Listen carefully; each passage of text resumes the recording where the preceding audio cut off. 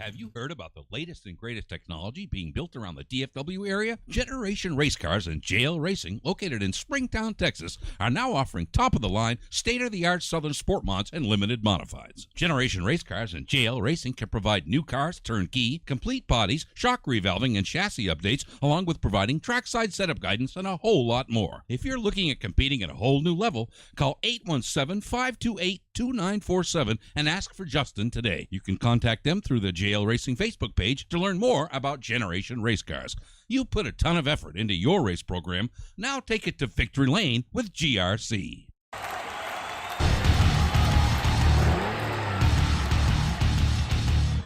This is the Revved Up Sports Show with Bobby Chaffee. We do have this nice little format that we try to follow every week. We don't usually follow it. And Rodney Rodriguez. Entertain me. Tell me something. I need to know something other than what I'm seeing. Y'all ready? Here we go. Here's Bobby and Rodney.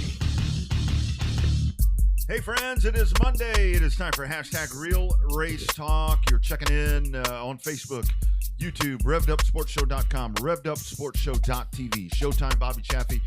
On that side, Rodney Rodriguez, as we have a fantastic show lined up for you. John White, 645, 725, Todd Roberts, McAvoy. Jeff Shepard will check in at 750. Lots of activity, my friend. Snakes, dude. No, thank you. It's a hell of a way to start the morning. Doing that, dude. No way. It is a hell of a way to start a morning. I guarantee you that. Especially when you're asleep, when the wife calls to tell you or yells from the opposite side of the house, says, "Hey, there's a snake on the front porch." Oh no. I'm like, "What? There ain't no snow. No. You're just seeing it's a worm." She's like, "No, hell no, it's a baby rattlesnake." I might get up there. It's sure as hell enough. It is a little baby rattlesnake about a foot long, curled up there, getting ready to strike right at the front door. And then the drawback is there's another snake up there too that I did not see till I went outside after killing the first one. No, man. I like to think that I'm a brave kind of guy. I mean, I don't back down from a lot of challenges or anything, but right there, my man, I'd have shit all over the porch. And man, anything. I mean, it can be a grass snake, a corn snake, or whatever they call them, dude. And I am like running. I just can't do it. Ain't no way. You're I don't braver man see. than And me, the problem my friend. is I don't know if the second snake was like a king snake that was trying to come and eat the little bitty baby rattlesnake. It did the tail did look a little suspect though, because rattlesnakes when most snakes when they shag ass or whatever, their tail doesn't point up in the air like a dog. So their tails just slither along with the rest of it. Well, the problem is that this one, the tail was kind of pointed up a little high because that's all I could see because it was trying to shag ass away from me before I could get a chance to kill it. So Yikes. it hopefully, Hopefully it's not like a farm of them sitting over there. I mean, because where you're at, I mean, you're in a newer thing right there, and you're wide open on the backside. That sounds bad. Not you. Your property is wide open on the backside. Well, we've already had that big 4-foot bastard. Well, that one came out of that field. That big one tried to kill a dog that time. And that's where it gets tough because for so long, areas like that, I mean, that's been, the animal's spot right there. And we come in and start building houses and doing things there. And that's typically how those things happen. But yeah, that dude ain't no way, man. I saw that and it's like, no, a snake could be this big, and I'm gonna shit because I'm a chicken to that, and there's not a real reason for that. I don't really know what it is. I mean, I've never been, I don't have a traumatizing experience with a snake or anything, but I just can't do it. I mean, it's like the look of them. It just scares me. I mean, lizards. I mean, all of that. Nothing. Lizards don't bother me. I don't really care about the lizards. They don't bother me. Because if they bite, it don't hurt and it's not poisonous. Right. I mean, that's the whole thing. I mean, lizard's fine. Even for little eggs, whatever. All right, that's cool. They're all slithery and shit. No. Now, scorpions, I hate scorpions. Well, I can't do a scorpion. I hate scorpions like Elizabeth hates snakes. I do love their music, however. Very good music. That's a very good, yes, very good. By the way, I do want to rock you like a hurricane. That's right. I do want to mention on top of that, like my wife with roaches. Oh my goodness, roaches, dude! That you will see a grown woman just totally freak out with roaches at my house, And a lot of times, if one happens to show up, not that we have a lot of them, but one may get in the house somehow, with one of the dogs. I mean, I kind of let it, run around a little bit just to let it get a little Western, as our man Owen Pittman says. As Owen Pittman says. Whoop, yes, man. I missed it last weekend, and I hated to miss that. It always kills me to miss races, but in my older years, I have realized that the races go on without me. It used to be when I was a race car driver and we would have to miss a race for whatever reason. I always thought, man, there's no way that they can race without me. I'm old enough now and totally understand that the races go on without me, and that's okay. It looked like hey, I'm applauding Gina and the Gulf Coast Series, our team, for pulling that off, because the odds were stacked against the weather did not look nice. No, it did not. It did not look nice there at Mobile for Saturday. It did not. And while the car count wasn't Snowball Derby, worthy, I think that was pretty good, all things considered, because it really was. I didn't think that race was going to happen. Well, it's very, very exciting in the fact that it does. I mean, I think a lot of people are good up more towards the SRL. What's the support classes on that deal? Is it everybody racing, or is it just it's going to be trucks and pure stocks, I believe, is what we'll have there. So I think it's going to be a really good show, and that is coming up with the SRL Davidson Electric 125 that will be happening here this weekend out at Mobile International Speedway. But we're ready to rock and roll. Let's hit the hotline, because we've got a stacked audience tonight, or stacked guest list, I guess, as it would be. Going to the hotline for the first time tonight, and we talk to the one and only Mr. John White. John, how we doing, sir? Doing fantastic. How about you guys? Doing well, man. So how's Austin, man? When you said you were going to be in Austin all week, I'm like, well, sorry to hear that, because traffic's horrible. You ain't lying. I was hoping you were going to invite me over to the studio. Man, I should have done that. I thought about that, and then I was like, well, because I'm way north of Austin, and getting over here is a pain in the ass. So I thought about it, but we could have had a cold beer here and talk some good old racing. Oh yeah.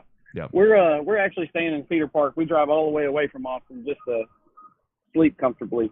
Oh, hell, well, you're not actually far away at all. That's closer to the studio than what you think. Yeah, you're a hell of a lot closer. Sorry, Bobby. Go ahead, man. So John, tell us about it, man. How'd you get involved in this racing thing that we love so much, that we love and hate it all at the same time? So my dad raced for years and years and years, and he ended up selling his race car. He had a little Ford Pinto that he used to race back in the 90s at 85 Speedway and Mountain Creek, and I was a little turd at the time, and he'd go racing Friday and Saturday. And then on Sundays, he had an AMX, and we'd take the AMX out over the Yellow Belly. And one day he sold all that stuff, and I was about 12 years old, and I said, Dad, how come we ain't got a race car? And we had one the very same weekend. Oh, man. And that's how we got that ball rolling. Yeah. That's usually the way it works with something like that. You get one, and then there you go. So let's talk about what you're doing now, man. I mean, you're in the elite group of race cars right there. I mean, those are I love watching you guys out there. Talk about 2022 so far for you. Well, right now we're taking a little bit of a break. Mm-hmm. I got some bad news about my back. Oh, shit. So I'm taking me just a small little retirement here until I can figure out what's going on with me. That's no good. We were running pretty good. Yeah. I think we were second. Second points over at Waco. Had some good runs over there. Just couldn't quite get the deal done. And then we just came off of a win at Kennedale. Yep. And then that's when I kind of got my bad news, and it basically is hurting too much to race right now. Damn, that sucks. But that's unfortunate timing with coming on the show, but hopefully we got some good news for you. Yeah. But John, talk about Kennedale, man. It's a racy little joint, but I think it's so. I think that it, as much as I always hate to say it, the days at Kennedale are numbered, just because all those people are moving closer and closer to the racetrack, and continue to complain about the noise over there. I think they got to be done by 11, or I think the curfew's 11 o'clock over there. So, what's your take on Kennedale? It's a hell of a place, but unfortunately, I think its days are getting numbered by the day. Yeah, I think I agree with you on that. The curfew's 12, and when it gets into late summer and it starts getting really, really hot outside, they try to roll back the time, but they really need to start just a little bit later to give a little bit better show. But we got an outstanding track guy that works a bunch of racetracks. I know Bo Rowden. That's right. And he used to work over at Cowtown pretty good too. I used to do a lot of laps around that place, and it's Kennedale a couple of years ago when Randy took over promoting that thing, he added a bunch of banking to the top of that thing, and when he did that, that track really came to its own character. I really like it now. Yeah. It's too wide racing most of the time. Yeah. I'm glad you mentioned Bo because, I mean, talk about that dude. I mean, I remember back in the days when I was a kid, I mean, that was the king of the enduros right there. I mean, when you would have those old enduro races and before enduros were as cool as they are now with Lone Star 600s and all this stuff, man, that Bo Rowden, man, been around a long damn time. Yeah, we're really fortunate to have some really serious legends that came through DFW, you know. Mm-hmm. And he's definitely one of them. Yeah, I remember from the old the Texas All-Star something cars, basically the old modified cars with the wings on top. They used to run at Waco and all over the North Texas area. Those were a lot of fun. But talk about Waco now. Obviously, it is a Friday night institution. There are lots of good racing stories from Waco. Obviously, they got the history, 56 years of racing. What's your take on that joint over there? Do you like it better than Kennedale, or are you more a fan of Kennedale? I am definitely more a fan of Kennedale, but man, I try really hard to support Waco because I like the idea that they support the modified racer. And at the end of the day, they're week in and week out, we're racing modified. It's not every other week like Kennedale does and Boyd does.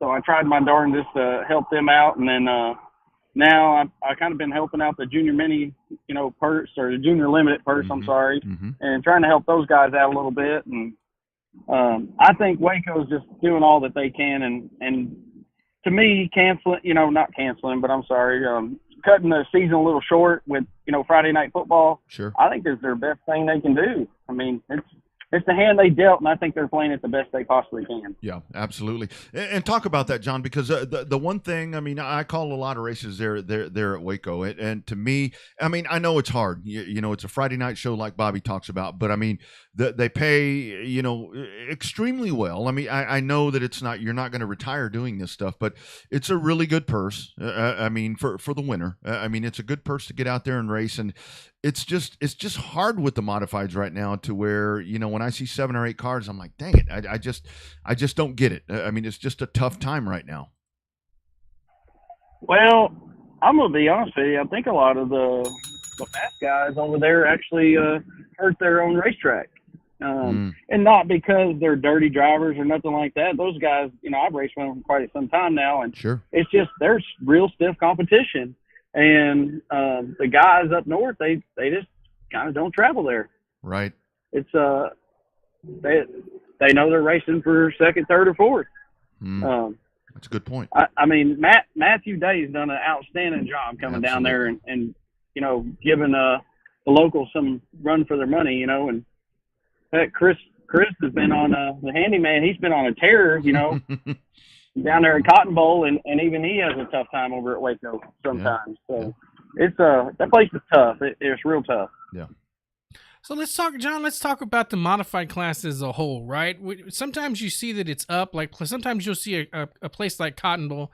I get it was their summer shootout and have a whole bunch of modifieds pop up. Kennedale's got a pretty good modified population. Then you come down, Edna's got 5 or 6. I-37's got 5 or 6. And then Waco's kind of alternate here and there. But the overall state of the modifieds, is it getting as hurt by the factory stocks as much as the limiteds are, or is everybody moving from the limiteds up to the big mods now? So I think for the first time in a couple of years, the modified class has actually grown. Yeah. What actually hurt the modified class, and this may sound strange, but is the eco mods. Mm-hmm. Believe it or not, because it kind of thinned all the fields out. I guess I'm kind of old school where if I owned a racetrack, I'd have about 4 classes, and it'd be late models, modified, some kind of stock car, and that would probably be about it. And then maybe a sport compact class. but all of the races would look different. Yeah. Isn't that really the point that we're at? I mean, I know that on the asphalt side, I mean, that's something that, hell, they all look alike. I mean, it's just oversaturated. You've got all of the stock car classes. And like you said, I remember the days. I mean, I talk about it all the time, going to the Miller Nationals in McAllen, and there's all these modifieds, but there were no sport mods. There was none of this other stuff. It was just the big mods. And it really is. I mean, there are just too many options right now. Yeah, definitely. And I know everybody, I'll pull a little Kenny Wallace quote, and everybody races what they can afford, but at the end of the day, if there was different options, I think people would figure out a way to afford, some of these different classes. And racing's tough. It takes everything you got plus some. I mean, it don't matter how you're doing financially. And usually if you're doing good on financials, then you're doing bad on time. So it takes everything you got. That's all there is to it to be competitive. That's right. So in terms of the way that racing is, the state of racing in Texas, it seems like we're in that middle wave now. For some reason, the COVID pandemic made racing more popular in Texas, right? It was like racetracks were open air stuff. You could go out and have a good time. They were some of the first things open all over the state. And, that limited, you couldn't go to the movie theater, you couldn't go to the theme parks, you couldn't go anywhere, but you could go to a racetrack and have a good time. 2020 was great. 2021, I think, had the momentum at the beginning of the year, kind of slowed down towards the end of the year. 2022's been a little bit of both. I don't think that it's got the same pop it had in 2020, but where's it? Not just the modified, not just the sport mods, racing as a whole, basically, at least in the state of Texas, where do you think it's at right now in terms of the stability of it, more so than it has the last couple of years? So this has been my past experience. I drove south. I drove all the way down to Texana and had a race down there, and it looks like as soon as you pass Waco, it starts thinning out just a little bit. Yeah. I don't know why that is. Maybe it's the number of racetracks. I don't know. But up here at DFW, we got so many racetracks to choose from in such a short range. I think Kennedale actually has been a really big benefactor, and so is Rocket, that Greenville hasn't opened their, Super Bowl Speedway hasn't opened their doors this year. Right. And now we got RPM back up and going. So, and they had a heck of a turnout their first night. So kind of looking forward on what they can do this coming weekend. Yeah, absolutely. So, sorry, go ahead, John. Sorry. I'm all for USRA. If there's a racetrack, I don't care if they're racing go-karts. I'm excited about it. You know what I mean? Yeah. IMCA, it doesn't matter the sanctioning to me. Yeah, for sure. And talk about that, because we talked to so many guys on here, and I think that's so important with dirt track racing and why it's so successful, because you do. With IMCA, with USRA, you've got the benchmark right there. Everything is in place, where with asphalt, we're just kind of throwing darts, it seems like. But it's so great to have those great sanctioning bodies in place that keep everything in line as much as possible.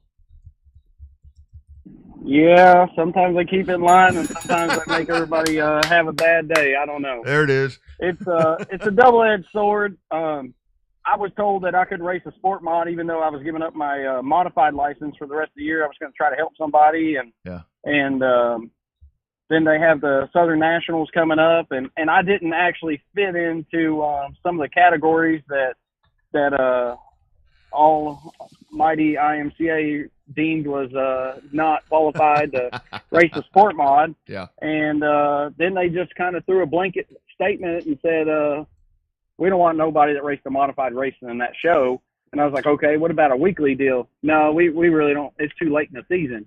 And that's kind of a made up rule, because I've never heard that before. And, but it says right on the paper that you sign that they make the rules as they go, and they can do anything and everything that they deem as better for racing. So, it's okay. I mean, you knew what you were signing up for. Yeah. Well, that sucks, though. Section 12, 12A in NASCAR? Other rules is determined? Yeah. Yeah, what a mess. Yeah, pretty much. Yeah.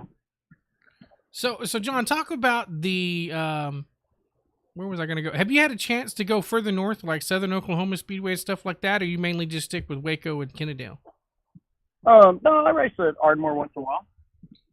Talk about that place. We're hearing more and more people from North Texas talk about how kick-ass of a joint that place is, and they say John and them do an exceptional job up there with track prep and just being really cool to the racers. They do a phenomenal job. I'm not sure about the dirt that they just put on that place earlier in the year. I was not a big fan of it. We went to a big tour race, and it was real rough and not very characteristic of southern Oklahoma, and it was real dusty. It's like they had some sand on there or something. I don't know, but I mean, still, that place is awesome for how wide it is, and they cut a little bit of the lip off, and a lot of the guys were kind of complaining about that. But I kind of like getting around the bottom on that place and seeing how good we can stack up. Yeah, no doubt. So John, let's talk about it. I mean, back to the modifieds. I mean, when you check in the gate, I mean, there's so many of you guys in the modifieds right now. It's a class stacked with top-notch drivers. Talk about some of the folks when you go racing and you see some of the guys that are signed in. You know, okay, so and so is going to be really, really good. Talk about some of the great guys that you race with all across the region.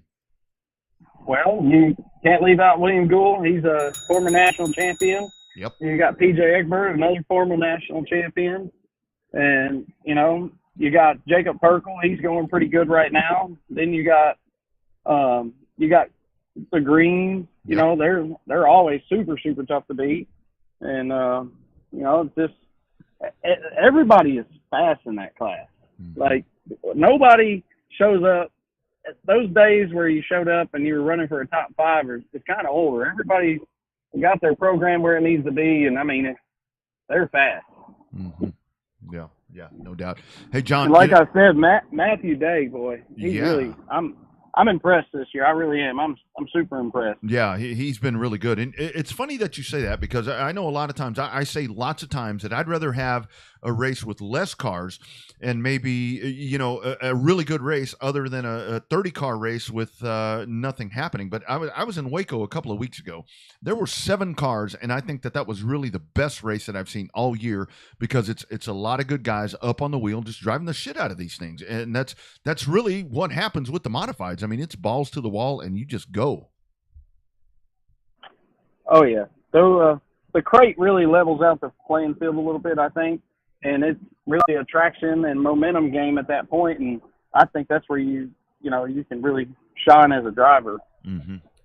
Absolutely. And Waco definitely can produce some really, really good clean racing. We were out there on a one lane. I say one lane because it was one lane to me. Yeah. It wasn't one lane to the top 4. I wish I was up there, but they were sliding each other in the rubber, and I was just amazed watching them do what they were doing up front. That's awesome. So, John, what's next for you after you fix your back? You going to get back into modified? You actually going to retire? Because Rodney and I have been using that R word for, you know, in air quotes forever. But you mean, if you thought that far ahead, or is your back really that bad where you just hadn't thought about the future a whole lot? I don't think I'm ever going to be able to stay away from racing long enough, but I am going to give it my best effort. And if I come back, it's probably going to be a stock car and probably be about a year from now. And I'll probably still drive a couple sport mods here and there. I help a ton of sport mod guys out, try to get them going pretty good. So far, we haven't been passed up too far on the technology. You know, Kyle Wilkins and Clayton Reeves and good dudes Dylan right French. Yep. We got some guys that I got some rookies that I'm trying to keep going, trying to keep them motivated to stay in the sport. And then, Kyle, man, he's lights out when he's lights out. And then sometimes I want to knock him in his head when he mows down the wall, but he's fast. He's going to put on a show, that's for sure. I love it. Hey, John, talk about the stock cars for a little bit here. Obviously, that class is becoming more popular with a lot of people. A lot of the guys don't want to race the factory stocks. They want to race some stock cars. What's the appeal about that? Obviously, there's a big horsepower difference and a big change going from a big mod over to a stock car.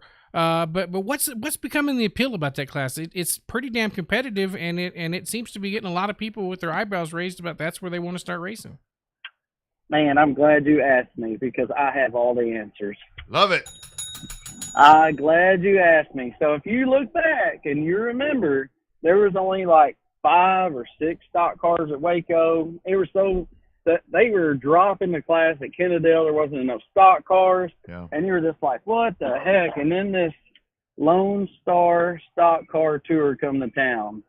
And Lord and behold, every year that thing has got bigger and bigger, and there's more and more stock cars. And you can all give all the credit to that Sniper Speed team over there, because they took the gamble and bringing that tour down here, and it's really taken off. And that's it. I mean, there's no other way to cut or slice that, because I watched it happen. Oh man, and I'm glad it did. Yeah, I mean, that's awesome. That's the best class to watch. So you go to Boone, and hands down the best class to watch. And then next is probably them sport compacts, because they get after it, boy. I love it. I love it. So on the flip side, let's talk about the factory stocks. I love to get the opinions of guys, because cheaper to run. And then I start hearing about, $25,000 chassis and all this other stuff. I talk to folks up north, and I talk about factory stocks. They're like, what the hell is that? I mean, it's something that has bred itself down here, down south. And you've got guys gravitating to that, like you talked about earlier. Your thoughts on that, and where the hell is it going? Because there's a lot of them right now, but you know how everything ebbs and flows here in racing. Well, if they quit messing with them rules, I think they'll be okay.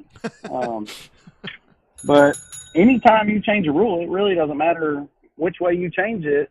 There's going to be naysayers on both sides of it, but no matter what, it costs somebody money. Yeah. A rule change will always cost somebody money. If you leave it the exact same, it costs nobody any extra. You see what I'm saying? Yeah. And some of those rules might need to be changed, but man, I'm a firm believer, if it ain't broke, don't fix it. Agree. Don't try to fix it. Yeah, totally agree. That's really the main thing. I mean, just leave it alone. I mean, you've gotten to this point. Don't fix what isn't broken. I mean, it's kind of the whole thing right there with that. So we'll definitely see how that shakes out. Well, John, man, I saw that you won at Kennedale. I'm like, we got to have him on, man. I didn't know anything about the back, so shit. Yeah, I didn't make anything public on Facebook. I'm still trying to figure out what we're gonna do. Yeah. Well, congratulations on the win, but the back part sucks. Yeah, I appreciate it. Thanks for having me on. Yeah, absolutely, man. I'll have to give you the address of the studio. You can come by next time, and especially if your back hurts, you can have a cold beer, and that may help with some of that a little bit. Oh yeah, absolutely. The beer is cold downstairs in the lobby. Let me tell you. That's right. We keep it stocked good. John, pleasure to talk to you, man, and hopefully we'll see you back behind the wheel real soon, man. All right, sounds good. I seen your next guest. Well, not the next guest, but the one after that. Yeah. So Jeff, so you tell him I said hi. Yeah, how about that? He got him one. That's a good thing right there. Oh yeah, he's been on a tear. Yeah, he has. Tell him to slow down. Tell him John White said slow down. Let everybody else catch up. Absolutely, we will pass that on. We'll definitely pass that on, my man. Thanks for taking the time, dude. We'll talk to you soon. Yep, you guys take it easy. You bet. There he is, John White. Man, I didn't know about the back thing. I'm like, damn. I'm all excited coming off of the win, but you can't mess around with that. I mean, we talk about concussions all the time, but I mean, imagine being out in one of these modifieds and your back's not right. That's about as bad as the concussion thing. Yeah, no, it's almost as bad. I mean, your back concussion messes up your mind. The back messes up your body, right? That's your spinal area that connects your bones together, connects your ass bone to your leg bones, all that good stuff. So anytime, I was down in the back there about 6 months ago. So it definitely is not a good thing when the back starts acting up. Yeah, absolutely. So like he mentioned right there, Jeff Shepard coming up later on, Todd Roberts McAvoy, who wins his first race at Cotton Bowl Speedway. That will be coming up next, as we have just a full plethora of folks coming on. I do want to touch on something, Bobby, before we step away for just a moment. Again, I know nobody cares about NASCAR, but I'm bringing this up. Guys, quit beating up. That right there was a no win for them yesterday. Nope. I'm assuming you're talking about turn 1 in the rain. Daytona is a big-ass place, and to try to determine whether it's raining over here, it was not raining anywhere. Was not raining anywhere on that property. And then here we go. I mean, here we go. We come up with this, and then boom, just a mess there at the let's see live radio, a mess a mess right there at turn number 1, and he tore up a lot of stuff. And well, the guy that should have won, I guess. So anyway. Justin Marks said that was a $4 million crash. Oh, I know. I saw that. But the whole thing is, I mean, it's a lot of people beating up NASCAR, and it's like, I mean, had they said we probably shouldn't do this because it might rain, what would people have done? Oh, they've been harping on it worse. Yeah, they'd have gone ape shit. It ain't going to rain. Why'd they throw the caution? Right. There's no rain on the track. Why are we stopping? Why are we not going right here? But they definitely tore some stuff up right there. A lot. Yeah, it was horrible. And Austin Dillon punches his card, and he'll be in the playoffs. And how far is he going to go? I don't know. Probably round 1. But man, that was a tumultuous weekend for them there at Daytona. As we talked about on the Saturday show, the new car has done everything they intended it to do. 16 winners. That's right. 16 winners. Think about that, y'all. 16 different winners in the NASCAR Cup Series, the elite level of motorsports here in the United States, and they had 16 different winners. Yeah, there's a lot of guys and gals that lost their job in the fabricating office. There's a lot of money that got saved by some of that, and they spent some money here and there with all the uniform chassis and stuff like that. But at the same time, that car has produced unpredictable results, unpredictable racing, and you've got probably the most diverse field of racers in the playoffs in the history of the NASCAR playoffs. And that's right. We get it. You don't like the playoffs because it's not like it was 25 years ago. Well, guess what? It's been almost 25 years ago since we had the damn playoffs, because the playoffs started in 2004. Yeah. I'd rather see, no, not that far back. Was it? 2004. Kurt Busch was first champion. Oh, 2004. I would rather see these guys race this thing out. I know there's a lot of folks that are upset that Truex didn't get in. I think it would have been shittier had Blaney not gotten in, because the whole thing with the points and all of that. But it's a situation to where it is must see TV, and don't tell me that you're not watching it, because I sit there and I watch social media and people are talking about how bad it is, and it's okay. I really think that it's a nice shift. I'm never going to watch it until they do this. Well, if you don't stop watching, how are you going to know if they ever change it? And I saw somebody post yesterday that when you win a race because everybody wrecks and whatever, that it's a travesty. And if that were the case, the most famous race of them all, the 1979 Daytona 500. You go tell Richard Petty, who was 27 seconds behind Donnie Allison and Cale Yarborough, that win shouldn't count because he was so far behind and they crashed each other. 76 500 the same way. With Pearson and Petty. There's a lot of them. I mean, there's a lot of them. And like we talk about, even if it had become a rain race, if Dillon would have won that on a rain race, who cares? I mean, a win is a win. I saw people posting yesterday, well, if Dillon wins, it's a bunch of bullshit.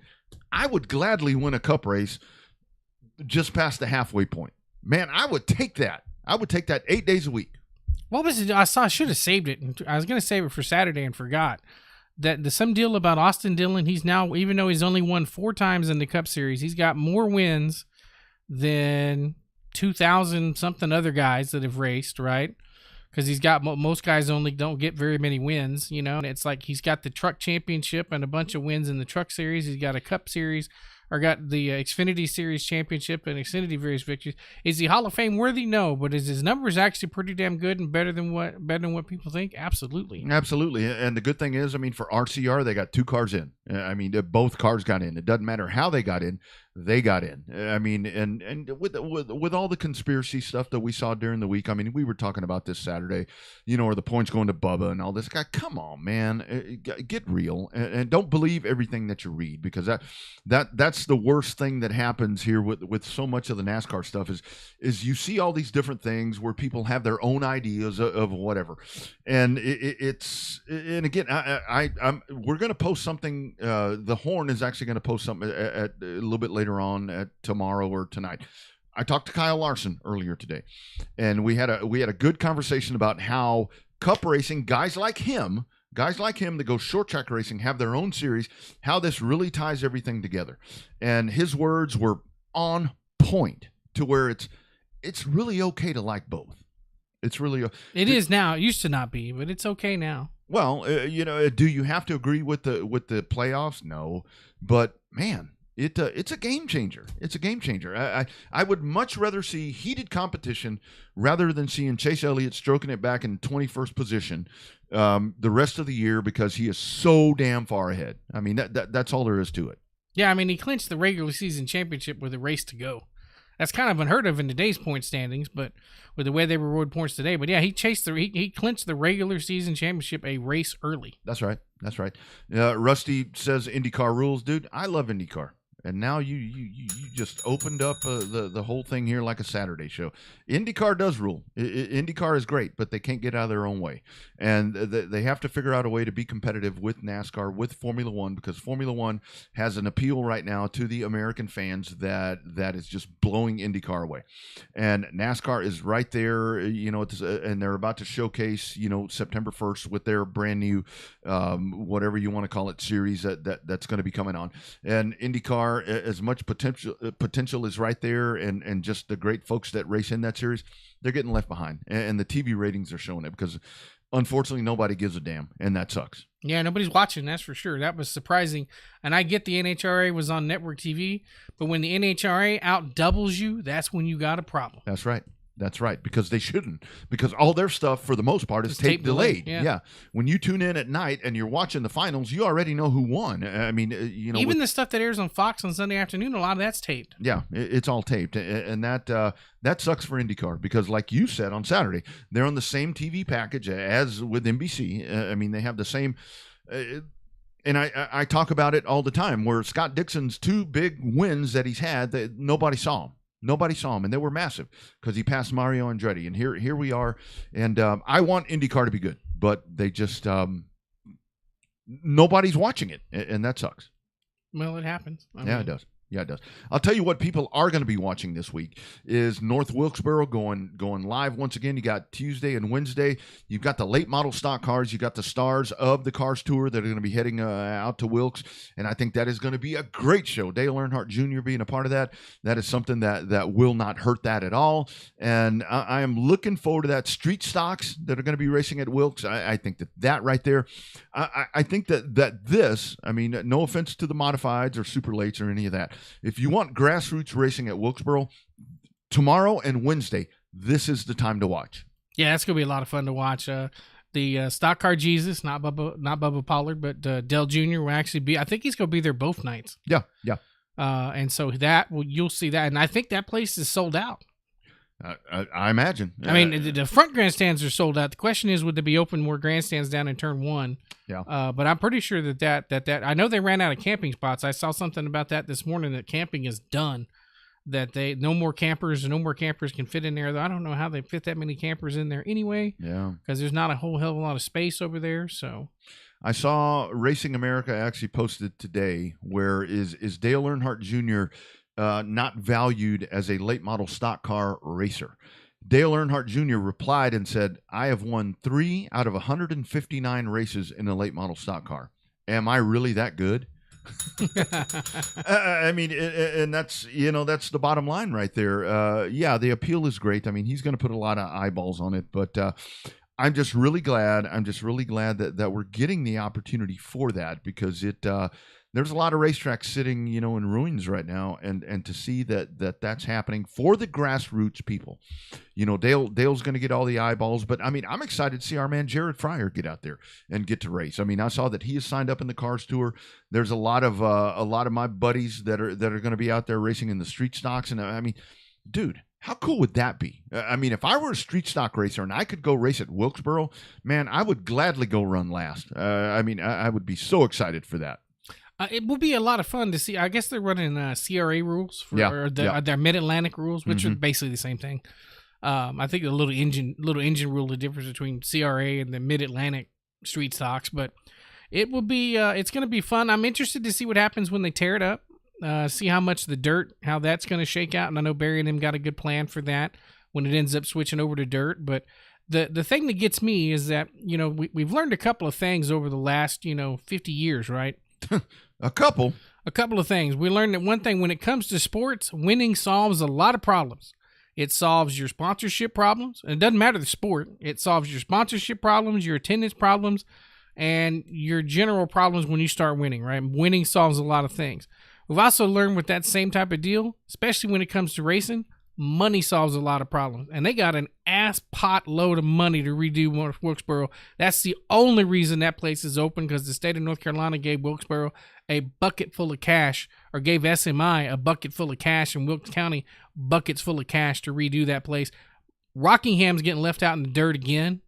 But definitely Wilkesboro is only there because of that state incentive there, that $15 million, something like that? Shitload. It was a bucket load of cash. And that's really the frustrating part when you look at just the state of racing right now. With it is so hard to operate a racetrack. I mean, and people just don't get it. And by the way, with Houston getting fired up here in a couple of weeks, I mean, go support that track. Support the effort there that those folks are doing.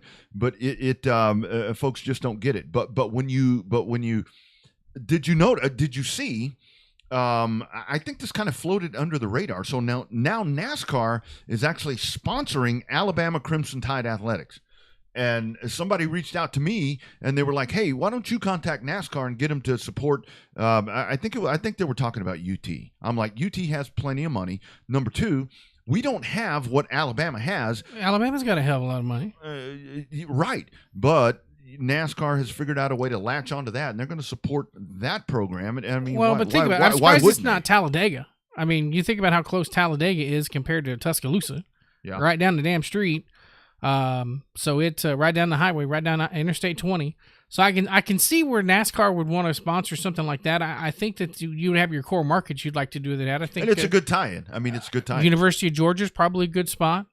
Yeah, would be another good spot for it. Florida. Well, and we see every year at the Derby, when we go to the Derby, I mean, because the Derby always falls on the weekend of the SEC Championship, and they've got the tent set up out there, and everybody's going ape shit out there watching the SEC Championship. I mean, it's usually Alabama or Georgia or one of those. I mean, Florida may be in there, but it's a great tie over right there as that happens.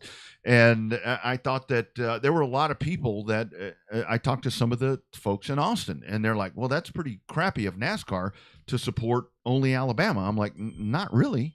Why would they support UT or A&M or any of these schools? I mean, this isn't a NASCAR market. Sorry. I mean, that's all there is to it. I mean, they come here once a year, but it's still not a NASCAR market. Yeah, this is a short track market. And that's where, going back to the tie-in that I was talking about there with what Larson was telling me today, he's like, man, there's no reason why we can't make this thing balance out running in the middle of the week and getting short track fans animated, give them a good product. Let's fill the stands at the short track, and then maybe that'll get some pull over to the weekend for some of the NASCAR races. It's really okay to like both of them, and we need to get over that mindset. And I don't care if it's asphalt or dirt or asphalt. I mean, it's that's still a battle that we wage on. Neither one of them is better than the other. It's just coming together, and that's I don't think we'll ever get over that. It's too hard of a stigma to try to do it, especially here. That's right. But yeah, I mean, there's no reason to latch on to Alabama and feel bad about it. I mean, NASCAR, they've made a lot of questionable decisions, but they've made a hell of a lot of good ones, despite what people think. They're the best, and the playoff system is great. I mean, I like it. I like it a lot. Hey, before we take that break, I do want to mention Oxford 250 last night. It's Cole Butcher that wins that. I felt horrible for Johnny Clark. I mean, because the leaders come up on the pack, and you had racing going on throughout the field, but you got Jimmy Abear that is sitting there racing at the end of the lead lap. And we talk about this all the time when it comes to calling races, to where the leaders come up on guys that, and I hate to call them back markers because they're still on the lead lap, but they come up and they're about to lap people, and you're fighting to stay on the lead lap, and you're doing everything that you can to stay on that lead lap, hoping you're going to get a yellow. And a lot of times you're racing with someone. I've been in those spots before, to where the leaders are coming, and I mean, you want to be cordial, you want to do everything that you can to stay as clean as possible, but that was a really crappy situation for Johnny Clark, and I think a friend of our show. He's been on this show before. Mm-hmm. And I really think it sucks for him because Clark did seem to be the one. But, I mean, how about Cole Butcher? I mean, the Canadian wins and good for him. Well, he got booed. What did he do? He got booed when he got out of that car. He got booed out of the was he? Is because he's Canadian, or did he do something? I think it was because of all of that, because of the contact with Johnny Clark. And so they come up and they come up on the lap car, and Johnny Clark is at the front of the pack, and you know, you're going, and there was a racing deal. You know, could he have backed off? I mean, yeah, probably so, but I mean, it's the Oxford 250. I mean, to say that you're racing at the front of the pack with an opportunity to win the Oxford 250, that's a race to where you're going to do whatever you have to do to win that thing. I mean, it doesn't matter if it's with 8 laps to go like that was last night, or if it's on a restart in a cup race. I mean, you're going to do everything that you have to do to win, and that's exactly what Butcher did. And Johnny Clark was pissed. He should be, but it is what it is, man. Oxford 250, man. What a weekend out there. Yeah, no, pretty. The lights pretty went great. out. Yeah, well, the whole region went out. Yeah, everybody went dark. Racing America, the racetrack, and the whole Northeast region went dark for a little bit. Yep. Hey, I got to give some love right there because I see checking in on the Facebook feed. It is my man, Magic Mike Knotts, who was the winner at Mobile International Speedway this past weekend. And that's what happens when you either jump on this show, you know, so we talk about all the folks that jump on this show, and boom, victory lane. Cameron Cook, the last one where he couldn't quite get over the hump. He comes on this show 2 weeks later, he wins. Magic Mike Knotts jumps on the Dirty Air show, and then boom, there he is. Man, that right there, I was sitting here, you know, we had stuff going on that I couldn't get to Mobile this weekend, but I sat there and I watched, and when I saw Mike Knotts make that pass, I'm like, hell yes. That dude right there, die hard. What a win for him. Way to go, Magic. Proud of you, dude. Yeah, big win for Mike, and one of the good guys, right? We talk about seeing one of the good absolutely. guys win. Mike is one of the good guys. Obviously, in the beginning of the show, he hooked us up with a bunch of Rust decals that still got sent out to a lot of people and got put on a lot of stuff that we have. But Mike, one of the early supporters of the show and a longtime supporter of stock car racing in Central and South Texas for sure. You know, when I was talking to him on Thursday, I was talking about TIDA, and I had a lot of folks that actually reached out to me afterwards via text, and they're like, "We thought TIDA was just super late models." I'm like, "No, are you kidding? Pro Sedans is first." Yeah, I was like, Pro Sedan was way ahead of that, and just a good win for him, and man, so proud. That was really exciting to see. Yeah, I mean, it was cool. A cool deal. When I saw about it, I thought it was pretty cool too. Yep. Hey, friends, stick around. Todd Roberts McAvoy is coming up, and then Jeff Shepard after that. It is hashtag Real Race Talk on your Monday. It is the Revved Up Sports Show.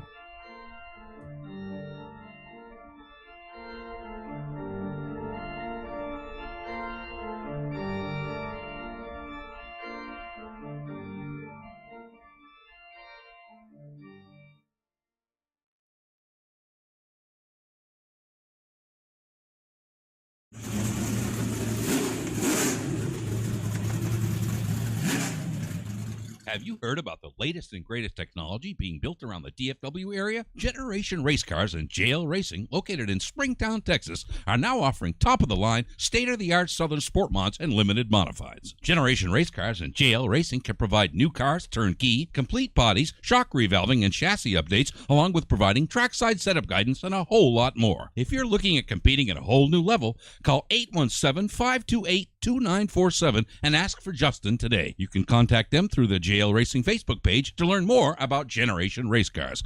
You put a ton of effort into your race program. Now take it to victory lane with GRC.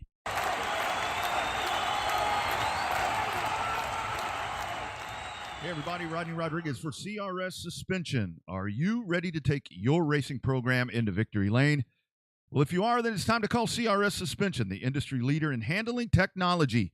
CRS now solely owned by winning iStock and late model racer Jeffrey Abbey, whose knowledge can do big things for your oval track success. Give CRS Suspension and Fabrication a call today at 325-330-0647 and learn how you can get the shocks and technical guidance that will put you into the winner's circle. You either have CRS shocks under your car or you get outrun by those who do. Choose to win and call CRS Suspension today and follow them on Facebook at CRS Suspension Fabrication. And we go a little something like this. Hit it. Why should you volunteer with Meals on Wheels? I never thought that 5 minutes could make so much difference in the lives of two people, but it has. Drop off a warm meal and get more than you expect. Volunteer at americaletsdolunch.org. Brought to you by Meals on Wheels America and the Ad Council. Hey friends, Rodney Rodriguez for your neighborhood auto repair and service shop in Cedar Park and Central Texas. It's Computer Age Automotive. Does not matter, domestic, foreign, hybrid, whatever it is, your auto repair and service. Mr. Gilbert Simmental and his great staff there at Computer Age Automotive, they will be the answer to whatever your problem may be. They've been doing it for 35 years, so that tells you something right there. Check engine light diagnostic, computer reprogramming, computer flashing, computer calibration. Doesn't matter, even the diagnostic stuff. Body control systems, engine control systems, power and battery systems. They have the answer for you. ASE certified mechanics. You drive a diesel, they can take care of that for you as well. It's Computer Age Automotive, the Simmentals. Great folks. Hey, they're racing folks, so you know that they can get stuff done. Been doing it for 35 years and still going strong in good old Cedar Park, Texas. It's computerageautomotive.com. Tell me you heard about it right here on the Revved Up Sports Show and Revved Up ATX.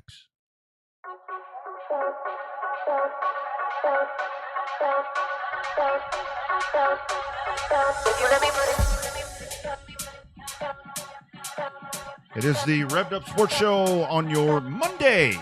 Big thanks right there with John White. Great conversation. He's going to be on the sideline for a little bit. But hey, I was thinking about that during the break, Bobby. I mean, what a better way to go out. I mean, your last race, you know, for the moment, you go out and, hell, you win. I mean, that's a good way to go. I mean, obviously, that's a good way to go. That's the way you want to go. If you're going to win, why not win a walk-off, right? That's right. That's right. And I see the chatter right there. Am I ready for the Davidson Electric 125? Are you kidding? I cannot wait for the Davidson Electric 125. That's going to be a really fantastic race that we're looking forward to this weekend at Mobile International Speedway. You've got some great folks in it. Obviously, Chris Davidson will be in that race, so it'll be cool to see the Davidsons back out there. The King, Bubba Pollard, wearing the shirt here with Bubba Pollard. He will be there. Joanna Long is entered, and many, many more. So yeah, it's is Hunter not running? Or are they going to run two cars? I don't know. I haven't actually seen if he is on that entry list or not. So hopefully he'll be there. Hopefully he brings that iconic number 18 car of Ronnie Sanders down. I think that would be really good. I think, well, Joanna's going to run the 18 for sure. So yeah. So we'll check it out and see how all that goes. But yes, that is going to be amazing coming up this weekend. Don't worry about the weather. There's a lot of folks asking about the weather. It's going to be fine. We're going to get it in. There's going to be no problem with that. Davidson Electric 125 at Mobile, $12,500 to win, $1,000 to start for the stars of the SRL National Series. Going to the hotline, and now we're taking we're going to go Cotton Bowl state of mind right here. Always excited when we get to talk to dudes that have been just trying, have been so close and notching that first win. I watched it live. This dude did it in the Sport Mods at Cotton Bowl Speedway. It is Todd Roberts McAvoy. Todd, how you doing, sir? Pretty good. How y'all doing? Doing well, man. Doing well. So before we talk about, I mean, because I've watched so many of those races of yours at Cotton Bowl, talk about the whole progression, man. The start, the middle, and eventually getting to winning that race there at Cotton Bowl this past weekend. Oh man, it's been a ride, that's for sure. Man, I didn't even. All my family up in Iowa, you know, that's all they did was dirt cars, and being down here in Texas, I didn't get to experience it a whole lot. So I was more into like drag racing and stuff like that. And I got hanging out with Adam Haw, and he had bought one of his ex-girlfriend's Eco Stock back when Kyle was still running. Yeah. And she wouldn't drive it, and so he was like, "Hey, you want to drive this car?" And I've always been pretty decent at anything that's got a motor and wheels on it. So I'm like, sure, let's do it. And I went out there and I ran the last two races before they shut down in the Ecos. And the first race, you know, was a little intimidating for me. It's like, you know, going in a corner really fast, you know, it definitely scares you a little bit, I guess, for the first couple laps. Mm-hmm. But you know, I started getting used to it, and you know, I didn't do very well, I don't think, at that first race. And then I took the car home and I started putting my touches on it. I put some Nice. camber in it and, started doing all this and that to it. And we went back out there and the car was doing really well and ended up separating a tire like halfway through the race. So, didn't finish well again. But, man, it got me going. I was like, this is a fun sport. I'm all in. And I jumped into a truck. I had 2 races in the EcoStock, and I went to Houston in a truck. And, man, I fought, and that was a blast. I miss asphalt. I wish it was closer. But I probably would still be in asphalt if Adam was still there. It was a little harder for me because that's who I had to help me, work on the truck and stuff like that. So when he sold his, it was just me going out there, and I had to have, he would come out there, but I felt like I was kind of dragging him. So I'm like, all right, well, let's see what the dirt's about. And I think I ran the truck for a little. It was probably about a year, and then I went out to dirt, and Terry Turner had a street stock that he was selling, and he was like, why don't you run it at Cotton Bowl and do the Oktoberfest in it and see if you like it. And man, that's probably the most fun I've ever had driving a car, being on dirt, being able to slide that thing sideways and just pinning the throttle open and just hanging on. And I started doing really well in the street stocks. I think my first full year I got third in the points. Last year I got second in points, and I had a bunch of second place victories, man. I know. I'd led every lap. I just could not get it there. I'd lead every lap, and then I think it was more me kind of getting nervous, choking up a little bit, and I get past on the last lap. And then I was like, man, I want to build a sport mod. I was like, I really like the class. Street stocks just didn't seem like they were going anywhere, and I wanted to be able to have a car I could run anywhere. An IMCA car. I could take it to any track, and it's same rules, this, that. So I built a sport mod, and man, I just been struggling. I think I think my best finish was like 6th or something like that. Yeah. And not last race, the race before. So I lost my mom on the 23rd last month. That sucks. And I was so down. I'm like, man, I'm just gonna go out there and turn some laps. I was like, I don't care where I finish. I didn't even work on the car. I literally didn't even unload it out of the trailer. I just took off to Cotton Bowl, and the track before the last race it was on, it was a dry track. Mm-hmm. Well, the track that race ended up kind of being tacky, and I didn't even change anything. I was like, I don't care. I just want to go to turn some laps. And then I got lapped. I'm like, man, since I've been racing, this has never happened. I cannot let this happen again. So I called Adam. I was like, dude, we got to do something. I was like, I need some help. Let's put this thing on the scales, play around some stuff. So he came over last Thursday, and we just, change springs and all this and kind of set it up. All right, well, if the track's going to go dry, do this. If it's going to go tacky, we'll do this. And we showed up, and I was on a complete like tacky setup because I thought that, the heats were going to be tacky at first, right. And the track just dried out instantly. And I'm like, oh man. So we switched everything, turned it all back to where it was, on our sheet for the dry setup. And I went on the heat, and the car was just a rocket ship. And that was my first heat win. Really? So I was excited. I was excited about that. I'm like, oh man, I won a heat. I was like, I might have something for these guys. And I started looking at the lap times. I'm like, yeah, I'm 5th fastest. I was like, I probably have something for these guys up front. And then I looked at the lineup. I'm like, okay, I'm starting outside pole. And I was like, just play it safe, don't try to overdrive it. Just take it slow this race and see where it gets you. Mm-hmm. And man, it worked. I was hitting the top side, and the car was rotating good. It was coming alive on the straightaways. And then we had a couple cautions, and I saw Heath Stewart on the inside of me, one time, and I'm like, oh nope, this ain't gonna happen. So I took his line away. I dropped down. I felt like the car was slower down low, but I knew he couldn't come around me on the outside. So I just defended the bottom. The car, it did great. It got a little loose at the end, but it was awesome. Coming up to the white flag, leading, and I was like, just calm down. Just yeah.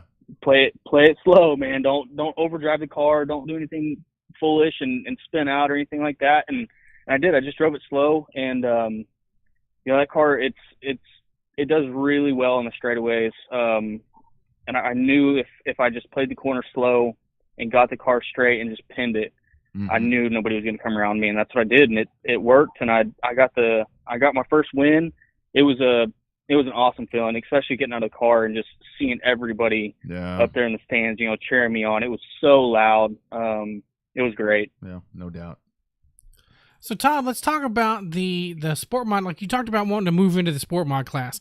There's been talk about the demise of the sport mod. You got guys popping down into factory stocks because they got a lot of money for the purses. You got some guys moving up to the big mods. Obviously, there's a special place in your heart for the sport mod because you built one and you drive one and you win one.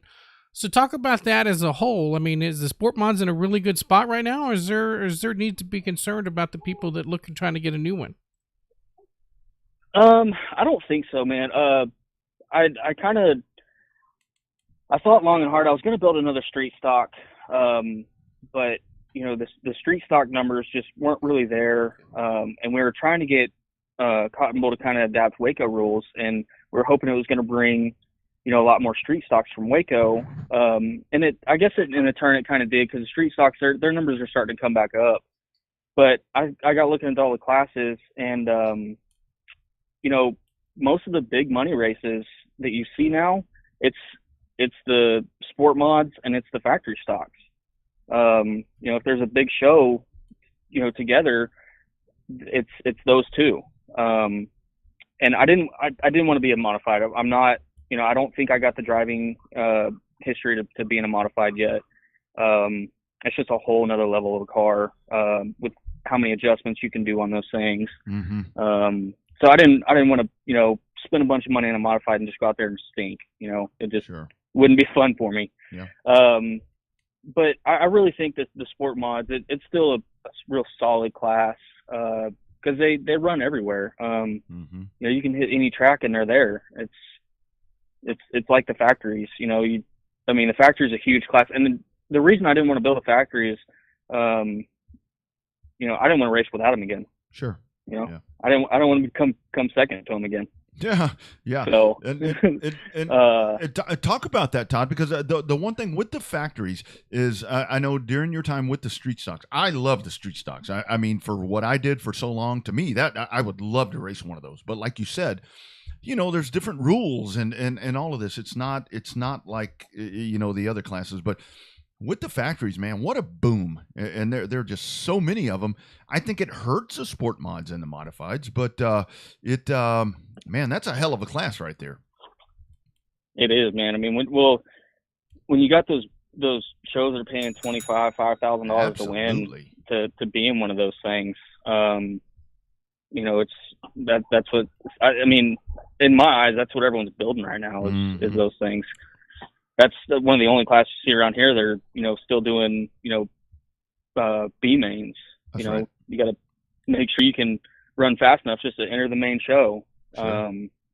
I think that is by far the biggest class, at least around here. Yeah, no doubt. So talk about Cotton Bowl, man. Obviously, it's a cool place. Was the win more special because it was the summer showdown, or did the fact that it was the summer showdown not matter at all? It was just the win, and that's all that mattered. It probably would have been a little more. So I'd taken a couple weeks off. I just had, we'd bought a camper and a boat, and I wanted to do more with my kids. My daughter's 6, my son's 12. And, during the summer, it's hot out there for them. When you get to the track at 3:00 and they got to hang around until, 7 for me to race, it's kind of not enjoyable for them. So I kind of started taking a step back. and doing more with them. We went camping, we went boating, stuff like that. Sure. And then I was like, all right, well, I'm going to run all 3 races of the Summer Showdown. Well, then that happened with my mom, so I missed the first race. So it just took me out of the points completely for the Summer Showdown. But if I would have ran the first race, it probably would have been a little more special with the Summer Showdown. Last year I came in second to Tommy Garrell in the street stock in the Summer Showdown. And we had kind of a rivalry right at that point. We got into each other a couple times, and he had spun me out one race, and then I kind of got him back. Well, it popped one of his tires, and if I would have stayed out on the track where I was, I would have won the Summer Showdown. Well, 4 laps to go, I had a tire go out because of me getting into him. So I kind of, karma came around and bit me in the ass pretty much. Sure. So this year I was like, okay, well, I want to try to do it, but life got in the way. Yeah. But I think I'm gonna try Oktoberfest and try to do something with that with Sport Mod, see where we can get with it. I'll probably run the last 2 points races, and I know it's not saying much because there's not really that many rookies in the Sport Mod class right now, but I got rookie in the bag. Rookie of the year in the bag for the Sport Mods. So that's kind of cool. Yeah, no doubt. So, before we cut you loose, man, and thanks for taking the time on a Monday, I got to ask you, man, looking at that, this was a very popular victory. I've heard folks, when I was calling races there, I would call your name and I would hear them, the folks in the stands and everything. But, even looking at the picture that were popping up there from Rachel Plant, you look at that right there, and it's like a who's who of just racing folks. Talk about everybody that, man, dude, you are like one of the most popular guys out there, and to see the breakthrough first win, man, and so many people excited, and people that you compete with excited for you, dude. That speaks volumes to you as a driver and just as a human being, man. Yeah, we have a pretty big racing family, and I'm fortunate enough to be part of it. There's guys who've been racing forever, and I'm kind of one of the newer guys coming in, but it's an awesome racing family we got. We go camping together, and Halloween parties and all kinds of stuff like that. It was definitely a really, really good feeling hopping out of the car and seeing that many people around it. And even that victory photo, everybody wasn't in it. I had other family that was there. There was other racers that were standing in the background. It's just, I think Cotton Bowl, the majority of the racers there, we're all, a bigger family. So we went to Harding's, Sunday to kind of celebrate it. Love that place. I think we had like 25 people show up there. Yeah. So it's great, man. It's definitely nice being part of something like that. Yeah, no doubt. You mentioned Adam 12. That's one of the guys right there for you, like you talked about. Talk about him. This guy right there, the knowledge. He is just. He's so good at what he does, and he was really good on pavement. And now moving over to dirt, he's got a dirt championship and everything right there. Just talk about him. I'm amazed to see what this guy does. He is such a he's got a very old soul. He's just kind of like an old dude, but yet a young dude. But damn, he's good at what he does. Well, I think that's kind of why we kind of get along so well. Is it's kind of funny you mentioned that because me and my wife, we don't really hang out with anybody our age. Like we hang out with the y'all's generation. We feel more comfortable hanging around with the older folks because that's kind of where I think I fit in right there. But as far as Adam, man, he's been an awesome friend. He's got so much knowledge of racing. He's exceptionally well at anything any car he gets behind the wheel of. Doesn't really matter what it is. When I had my truck, I'd never been in anything that it was hard for me to decipher whether I was tight or loose when I first started out, because I'm like, man, I'm loose. But you know, it took me almost a year to figure out, oh, I'm loose because I'm so tight. I got the wheel turned so much that when I come out of the corner, you know, it's busting the back end loose, and that's what I think is loose. And man, he hopped in my truck, and I remember he had mentioned something about being uncomfortable in it, and even with him being uncomfortable, he made a couple laps in practice in my truck, and I mean beat the lap time that I was in it. I'm like, dude, what is going on? You just hopped in this thing and beat what I could do. So that sucks. You know, having him in my corner is definitely a huge advantage on my part, because he knows what to do on a setup. So you know, I owe a lot of this win to him, because he came over Thursday and you know, kind of helped me set the car up to get it right. And you know, after he raced before me Saturday night, and after the race, I walked over there when he was going through tech, and he just told me, he goes, man, just tighten it up more. Like it's slippery out there. Just get it tight. And I did, and it worked. You know, I was already set up for a dry track, and he was like, make it go further. And so we did, and it panned out, man. So just his advice right there, you know, that's kind of what I think, you know, won me the race. Yeah, absolutely. I mean, that's a good dude to have right there. And like we talk about, I mean, so talented at what he does. And man, I'm so happy for you. As I was watching that thing, I'm like, come on, go. Because like I said, I've called so many of those where I'm like, okay, one to go, and then shit happens. But you had that one in command in that last lap. So was your foot shaking? I remember when I won my first feature, I'm coming in and I'm on the gas, and like my foot's shaking. I'm like, holy shit, I think I'm really going to do this. Yeah. So I passed the start finish, and I saw the white flag, and I started going into 1 and 2. And man, I almost, you know, I bobbled a little bit down low, and I'm like, no, this cannot happen again. Yeah. And so I started going into 3 and 4, and I just backed it up, man. I slowed it way down. I'm like, just don't overdrive it. You have the power to come around them, you know, on the straight. Just slow it down. Yep. And you know, that car, the forward bite on that car is just phenomenal. I love it. Once it's straight, it's going. Yeah. But man, when I came across that checker, I thought I was going to break my steering wheel. I was punching that thing so hard. You know, it's just the excitement. Yeah.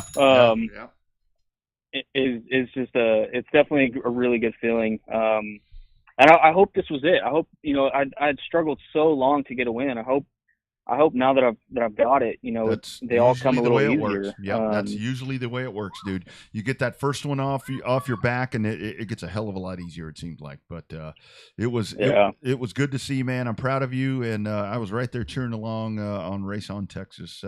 Good job, man, and hope to see you soon, dude. So proud of what you pulled off. Absolutely, dude. Thanks for taking the time on a Monday. We'll do it again soon, man. I hope to see you in person. Yeah. Thanks for having me on the show. You got it, man. Anytime. Take care. All right. You bet. There he is, Todd Roberts McAvoy. That first race. Once you get the first one, the rest of them start coming a little easier. It really is. I mean, that whole thing right there, I was kind of sitting there as he was walking us through that. I mean, to back that thing up, it's like, and you never know who's actually there. I mean, you're trying to feel stuff and have an idea what's going on, and good for him. I mean, and like I said, it was a very popular victory.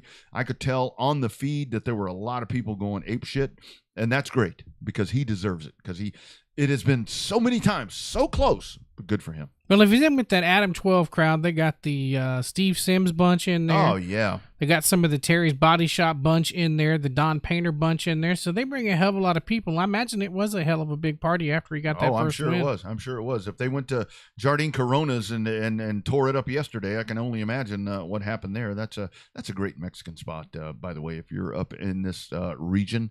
Lots of good food there. Hey, before we get Jeff Shepard, I want to thank Phil Whipple. Because he had told me that he was sending me a package, and how about that? Oxford 250 shirt right there from the weekend. I think he had been working in cahoots with my wife, trying to figure out shirt sizes and so forth. It's like, I'm fat, you know my size. But thank you for that, Phil. And not only that, Houston Oiler colors, man. I know, I like that. I know, I like it a lot. So Phil's a good dude. Uh-oh. We need to give Phil props every chance we get. He's our Northeast correspondent. I know he jokingly said it one day about being a Northeast correspondent, but hell, he really is. He's the one that sets up all this stuff for us. That's right. And speaking of Phil, next week, Phil will actually join us, and he will tell us who the 2022 Promoter of the Year is. Oh, they already started doing that.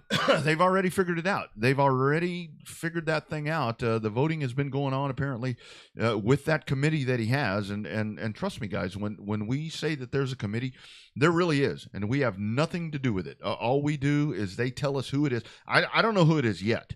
They tell us like the day before the show.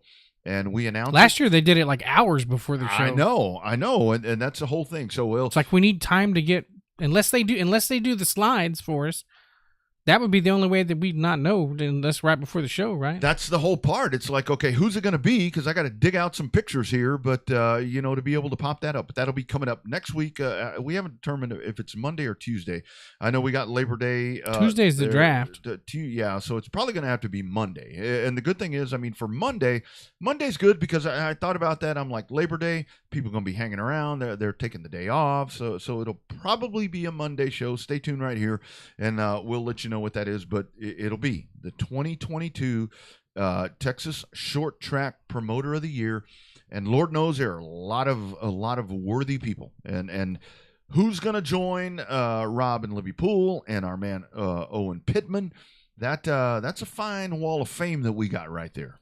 Yeah, lots of cool stuff. The awards. I remember Rob and Libby last year were just totally blown away. Yeah, they're like, well, one, they didn't know who to, like what are we talking to y'all like, for? what is this? Who are y'all? Is this are we being punked? I think that's what they thought at first because they didn't know. I mean, because like you said, it was like right up to the last minute. So we'll have that. But again, as it was mentioned earlier, I do want to tell folks with the Davidson Electric 125 that's going to be a lot of fun with those supers back at Mobile. I think that's kind of the breakout race right there for the Gulf Coast Racing Series to have that. And that's the race Gina tried to get in Houston forever, but it's going to be way more fun at Mobile than at HMP. It's going to be a good time. You're going to have folks from all around the country. You'll have folks from the West, the East, the South, and the North that will all be checking in right there. And a big thanks to Ricky Brooks, who there with SRL has put that together. And there's a lot of people that have come together and added a lot of money to that purse. It's going to be, I think, a $51,100 purse for that race. And are you going to the Friday night party? And that's pretty. I can't, man. I've got, oh, that's right. You got football. Yeah, man. We're into football season now, so I've got that other part of me right there, and that kills me that I can't be there because part of me would rather be there for that than the race. But anyway, that'll be coming up. You can catch it at Racing America. So again, with the Oxford 250, Cole Butcher wins that. Man, and like we said, feel bad for Johnny Clark. The big story that we talked about with the NASCAR stuff. I mean, how does NASCAR predict when the rain's going to happen? At a big old place like that, it'd be one thing if you were at Richmond, if you were at Martinsville, if you were at Bristol, if you're at one of these smaller racetracks to where you're not encompassing over 600 acres of racetrack to try to cover. I mean, that's just the way that works. I mean, imagine had that been at Talladega. Oh my goodness, that would have been even worse, I think. Oh, well, I mean, that race would have been completely different if they had turn one. I think Austin Cindric would have won that race if it was at Talladega. Yeah. Talk about getting moved out of the way. I mean, he got shoved out short track style down there in turn one by Austin Dillon. Yeah, and I mean, that's where it all comes down to it. I mean, I saw a lot of folks being really hard on Austin Dillon, but, again, when we talk about with NASCAR stuff, I mean, that's kind of the way we race. I mean, we race that way, whether it's a street stock or a eco stock or whatever it is. That's how we race now. I mean, we see it all so often on the short tracks, and it's just one of those things. And I mean, that's kind of the new mentality right now. Well, unfortunately, that's the way that it is. But if you really think about it, Austin Dillon does have Daytona 500 champion tattooed on his ass. And how do you win that? He shoved somebody out of the way to win that one. He moved Eric Almirola out of the way, and what a week for him. I mean, Almirola, I saw him on TV earlier.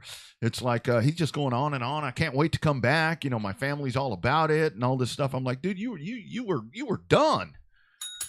That was Kyle Busch's ride, man. You go were upset done, in the man. apple cart. What the hell happened right there? So I'm still so curious what's going to happen with Kyle Busch, man, because I don't know where he's going to end up, and there's a lot of people that are saying that he's not going to end up anywhere.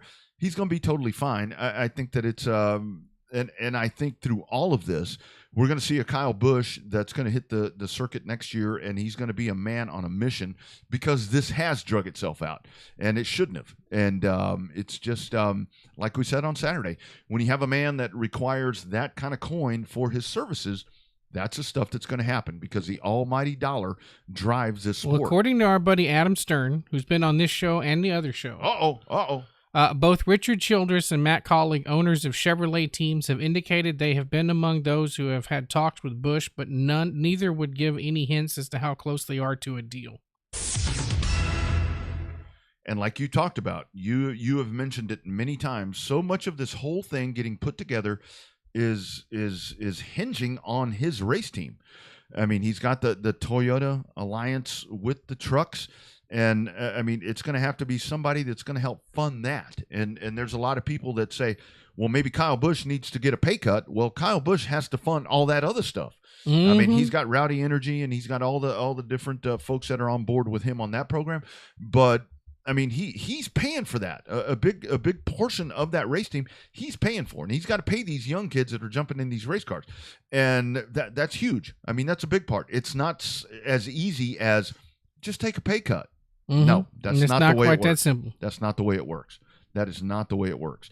But I'm really excited about Promoter of the Year because you know we can go down the list just of race promoters and it's been a little bit of a, I don't want to say an easier year for folks because you're not dealing with pandemics and you're not dealing with having to do all of the different stuff. But what these promoters have been dealing with this year is escalating, fuel prices to get to the racetrack.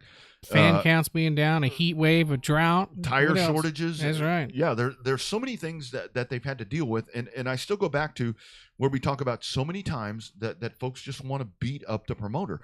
It's like, come on, man, give them a little bit of a break. Let's not beat them up so bad because put yourself, the old Clint Black thing, put yourself in my shoes.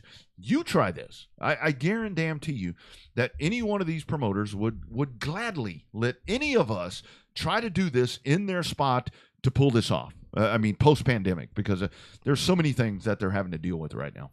Well, even post-pandemic, you had the snowvid, the ice storm. Mm-hmm. That wiped out a bunch of racetracks.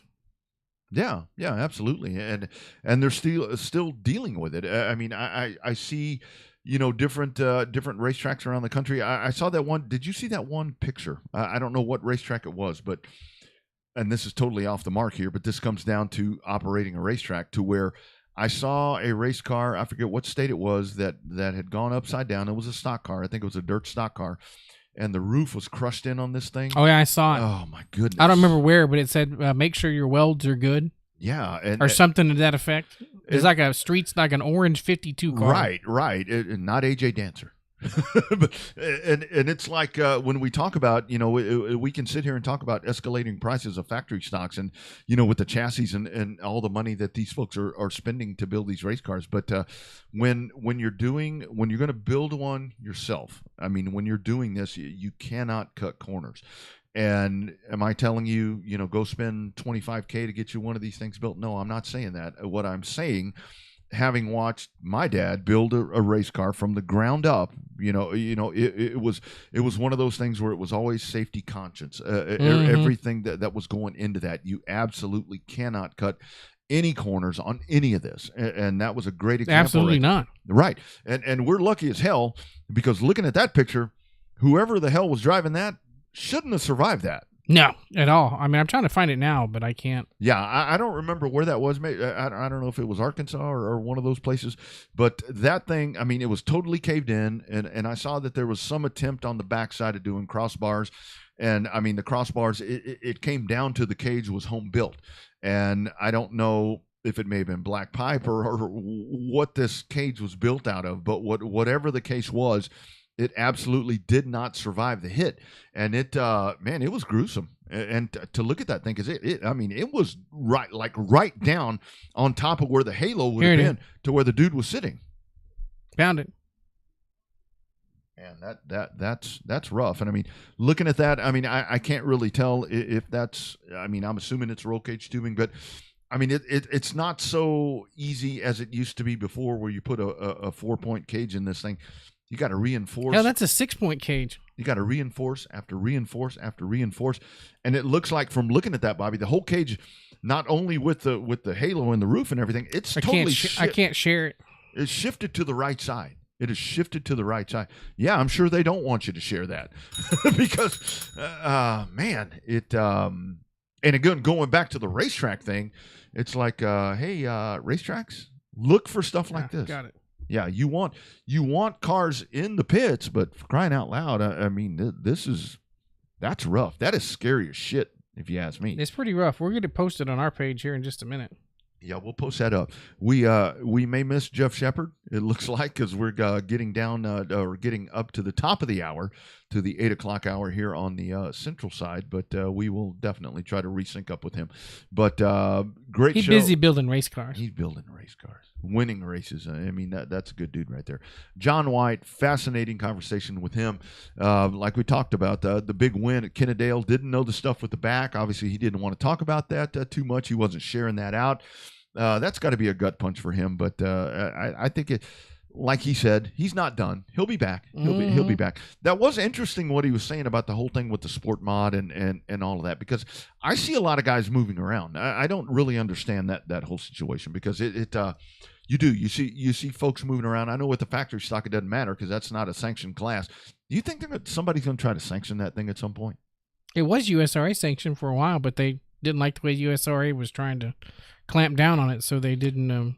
They didn't like them trying to put rules in place that that would eliminate stuff like. One of the comments on this, but we just posted it, says they need to find any other cars this person built and remove them from all racetracks. Yeah, that's probably a good idea. That's probably a very good idea, because that thing. Everybody wonders what I do on the computer during the whole show. I surf. I try to find pictures. I try to find relevant results. That's well done. That's all kind of stuff. I multitask during every show. That's a well done job. We don't mess around right here. We strive to bring you the best on this program, because we are the original race program, because we've been doing this way before anybody else. Yeah. And we're still doing it, and we will continue to do it, whether Jeff Shepard calls or not. Well, yeah, sometimes. Well, the good thing was John White and Todd Roberts McAvoy, first time winner. That is amazing. And the excitement. I think he's still got a lot of adrenaline going. He talked 7 minutes and 45 seconds without taking a breath. That's good. That's good. Yeah, well, that's really good. I love it. Good for him. Good for him. Good folks right there, and always happy to see that. All right, we're out of here. Looks like Monday. For the show next week. We'll keep you posted. Continue checking in on Facebook. Bobby, don't kill those snakes, dude, if you see them. Kill the snakes. I am not a snake charmer. I'm a snake killer. Oh, nice. I like that a lot. We're back next week. All the podcasts at RevvedUpSportsShow.com. Go find a local short track. Come see me at Mobile, the Davidson Electric 125 super late models at Mobile. Be good, everybody.